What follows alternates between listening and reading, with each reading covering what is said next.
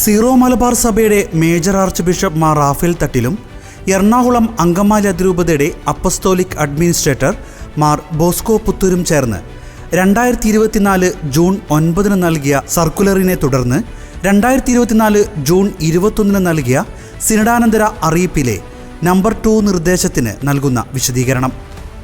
2024 July 3 മുതൽ എറണാകുളം അങ്കമാലി അതിരൂപതയിലെ എല്ലാ ഇടവക ദേവാലയങ്ങളിലും ഞായറാഴ്ചകളിലും കടമുള്ള ദിവസങ്ങളിലും സിനഡ് തീരുമാനിച്ച ഏകീകൃത രീതിയിൽ ഒരു കുർബാനയെങ്കിലും അർപ്പിക്കേണ്ടതാണ്. ഇപ്രകാരം ഞായറാഴ്ചകളിലും കടമുള്ള ദിവസങ്ങളിലും സിനഡ് തീരുമാനിച്ച ഏകീകൃത രീതിയിൽ ഒരു കുർബാനയെങ്കിലും അർപ്പിക്കുന്ന ദേവാലയങ്ങളിൽ ഇപ്പോൾ നിലവിലുള്ള രീതി തുടരാവുന്നതാണ്. ഈ കാര്യത്തിൽ സിനഡ് തീരുമാനമെടുക്കുന്നതിന് മുമ്പ് അതിരൂപതയിലെ കാനോനിക സമിതികളുമായി, അതായത് ആലോചന സമിതി, പ്രസ്ബിറ്ററൽ കൗൺസിൽ, പാസ്റ്ററൽ കൗൺസിൽ എന്നിവരുമായി ചർച്ച നടത്തുന്നതുമാണ്. മേൽപ്പറഞ്ഞ കാര്യങ്ങൾ അതിരൂപതയിൽ നടപ്പിലാക്കുന്നതനുസൃതമായി അതിരൂപതയിലെ എല്ലാ കാനോനിക സമിതികളുടെ രൂപീകരണവും അതിരൂപതയിലെ ഡീക്കന്മാരുടെ തിരുപ്പട്ടവും പരിശുദ്ധ സിംഹാസനത്തിൻ്റെ അനുവാദത്തോടെ നടത്താവുന്നതാണ്.